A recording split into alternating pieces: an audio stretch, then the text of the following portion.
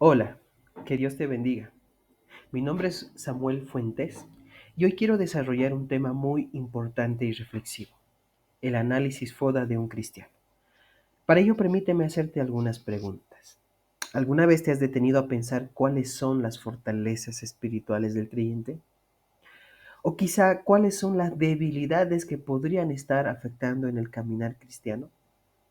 Hoy vamos a aplicar una herramienta muy usada en el mundo del liderazgo y la estrategia, que es el análisis FODA. Esto nos va a permitir evaluar nuestra vida cristiana y también entender cómo podemos crecer y resistir a las amenazas del entorno. De esa manera aprovechar las oportunidades también que Dios nos presenta. Por eso te pido que me acompañes en esta breve y profunda reflexión y recorrido acerca de nuestro análisis FODA del cristiano. Bien, empecemos por lo importante, ¿no? Somos la carrera de liderazgo pastoral de la Universidad de Quino, Bolivia. Estamos en plena formación, no solo ministerial, sino también profesional. Por ello, permíteme explicarte este importante análisis acerca de las fortalezas, oportunidades, debilidades y amenazas que sufre un cristiano. La tabla de contenido, pues tenemos la introducción, tenemos el desarrollo de fortalezas, oportunidades, debilidades, amenazas y por último la conclusión. Es importante valorar lo siguiente. El cristiano es regenerado por la gracia de Dios y vive entre la tensión de la caída y la redención. Por eso este análisis FODA va a permitirnos evaluar el caminar y el peregrinar cristiano, pero desde una valoración teológica integral donde vamos a identificar las fortalezas, las oportunidades, las debilidades y las amenazas que impactan y afectan la fe del creyente, también su testimonio y por supuesto su vocación en el contexto presente. Vamos a incluir también y valorar el aspecto tecnológico y el desarrollo tecnológico que hoy está en su mayor auge y cómo puede favorecer o debilitar el caminar y el peregrinar cristiano. Empecemos por lo primero, mencionar las fortalezas del cristiano. Entre ellas podríamos valorar y mencionar la primera, que es la identidad en Cristo. Una persona al recibir a Cristo es un creyente transformado por completo. ¿Qué significa esto? Que es justificado, que es regenerado y es adoptado como hijo de Dios. ¿En qué va a ayudar esto? Justamente en que esta persona que es creyente tiene una identidad en Cristo, por lo tanto tiene un propósito claro y eterno. Eso significa ser nuevas criaturas. Y eso es algo digno de valorar.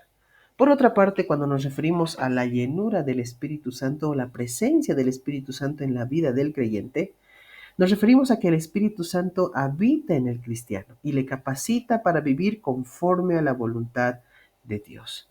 Por ello es tan importante buscar ser llenos del Espíritu Santo, recibir esa unción del Espíritu Santo, porque es a través de ello que el mismo Espíritu, el cual habita en nosotros, como dice las Escrituras, somos templos del Espíritu Santo, nos va a capacitar para vivir conforme a la voluntad de Dios, para generar el fruto que es el carácter de Cristo en nuestras vidas, ¿no? Y eso a su vez nos va a permitir vivir en toda verdad, ¿no? Es el Espíritu Santo que nos guía a toda verdad.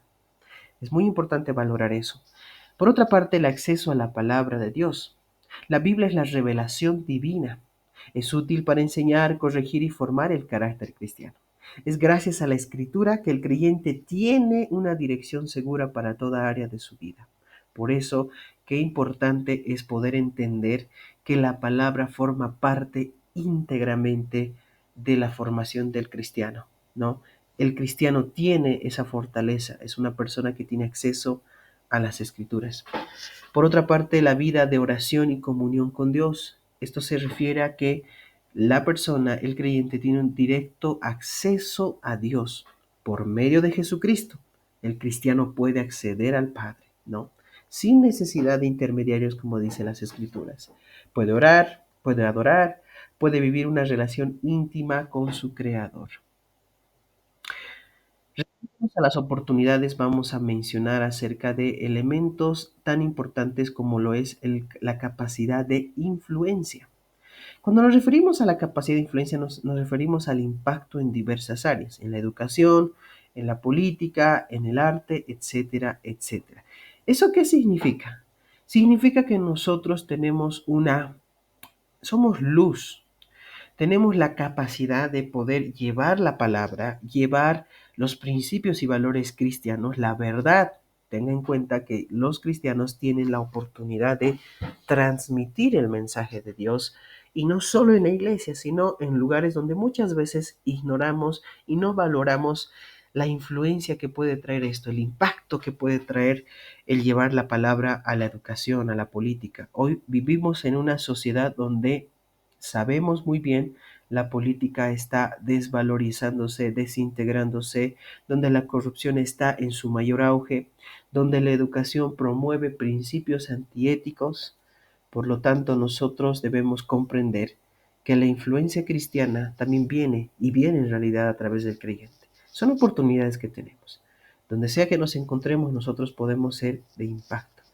Tenemos la libertad de culto, que es la oportunidad de testificar públicamente. Y hablando específicamente en nuestro país, Bolivia, tenemos la oportunidad de abiertamente predicar el Evangelio en plazas, en hospitales, en instituciones, siempre en el marco y en la legalidad, entendiendo también que en nuestro país hay leyes al respecto. Sin embargo, estas también avalan la libertad de expresión. Por lo tanto, tenemos una gran oportunidad de compartir las buenas nuevas del Evangelio a toda criatura. Por otra parte, también hay un diálogo interreligioso y académico, que significa que hay espacios para presentar nuestra fe razonadamente, espacios públicos, institucionales, universitarios, donde nosotros podemos argumentar y promover nuestra fe razonablemente. En eso nos podemos referir, por ejemplo, a la apología cristiana, ¿no? Que hablamos del argumento sólido de la fe. Y esto se permite y está abierto a que nosotros podamos hablarlo. Y qué bueno, son oportunidades que se nos da a los cristianos para poder defender nuestra fe cristiana. Por otra parte, hablamos de los recursos bíblicos y teológicos disponibles. Tenemos la oportunidad de acceder a múltiples traducciones, estudios bíblicos, libros de estudio de la palabra, libros de estudios acerca de temas puntuales, desarrollos de estudios temáticos, etcétera, etcétera, lo cual va a reforzar nuestra preparación ministerial, nuestra preparación como cristianos. Esto no solo es para pastores, también es una necesidad el prepararnos también como cristianos. Y esas son las oportunidades que goza el creyente en este tiempo. Por otra parte, una búsqueda espiritual global. Existe un vacío existencial y una crisis de valores en la mayor cantidad de personas. Por lo tanto, el creyente tiene la oportunidad de reforzar esto también en otras personas, ¿no? Es decir, buscar y promover la palabra de Dios y hablar de que Cristo es la única esperanza que las personas pueden tener. Refiriéndonos también a las debilidades, tenemos varias de ellas, ¿no? Entre ellas, la principal debilidad es la negligencia devocional, que es la falta de oración y también de estudio bíblico. Hoy somos cristianos que ignoramos la influencia de la palabra sobre nuestras vidas. No la ponemos en práctica. Nos olvidamos de que de la oración es una parte esencial del cristiano. Por otra parte, la ignorancia doctrinal, que muchas veces nos lleva a caer en falsas enseñanzas, en errores garrafales, llamémoslo así, que muchas veces empezamos a promover principios que no están relacionados a la palabra, lo cual nos lleva al error, que por cierto puede llegar a afectar no solo a una persona, sino a una congregación entera. La falta de crecimiento espiritual, no existe un compromiso en el crecimiento, hay mucha dejadez, eso también representa una debilidad en el cristiano. Por otra parte, la desunidad en la iglesia. Nosotros nos damos cuenta que hoy vivimos tiempos donde hay muchas discusiones, divisiones dentro de la iglesia, hay opiniones al respecto de qué es mejor, qué es bueno, qué es malo, y eso muchas veces nos lleva a entrar en disputas muy grandes, en problemas muy grandes, de tal manera que muchas veces eso termina en una división irreversible de la iglesia, tristemente. Por otra parte, las luchas con el pecado. Muchas veces existen pecados no confesados que debilitan el testimonio. Debemos entender que la iglesia es un lugar que restaura a la persona, es un hospital, como decía claramente un servidor de Dios.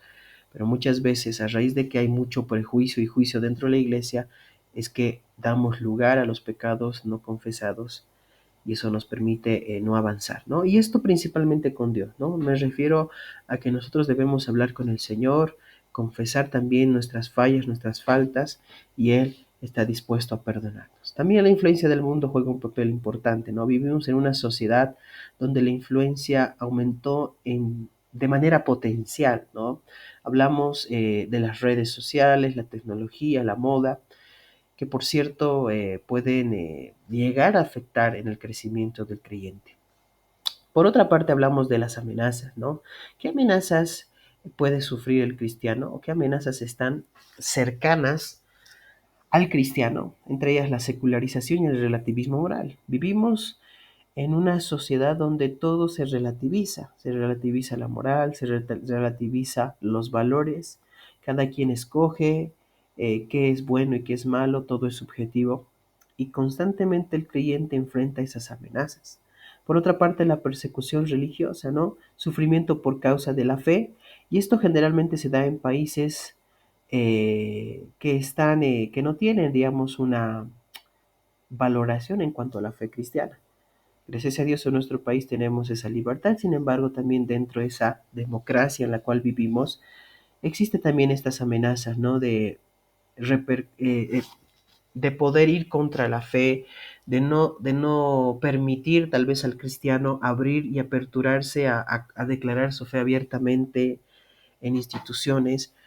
Ciertamente no es en todos los lugares, pero también existe en ciertos lugares esta amenaza, ¿no? De no poder abiertamente confesar nuestra fe cristiana.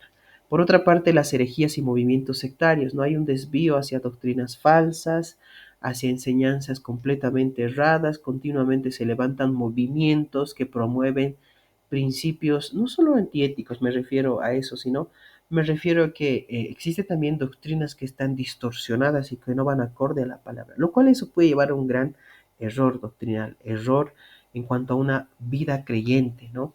Por lo tanto, es importante tomar en cuenta también esto.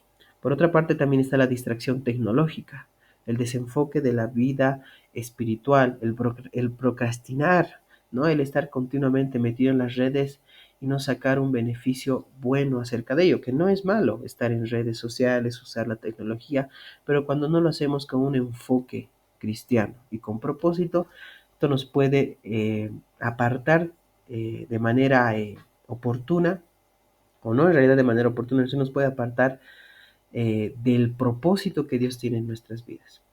Por otra parte están las amenazas también, el individualismo posmoderno. ¿Qué es el individualismo posmoderno?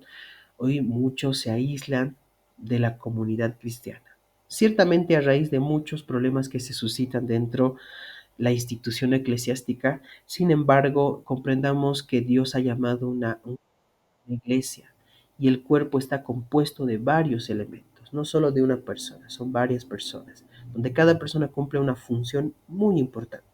Por lo tanto, no podemos buscar el individualismo sabiendo que tenemos una responsabilidad y propósito grupal como iglesia. Terminando ya con esto, concluimos entonces que el cristiano tiene fortalezas divinas, oportunidades providenciales, pero que también enfrenta debilidades personales y amenazas en muchas ocasiones culturales, lo cual nos permite comprender cómo debe examinarse entonces al creyente de este presente siglo. Te agradezco mucho por este tiempo que me has brindado, pues Dios te bendiga y qué importante es poder meditar en estas facilidades, fortalecimientos, oportunidades, debilidades y amenazas que un cristiano tiene en el día a día. Dios te bendiga.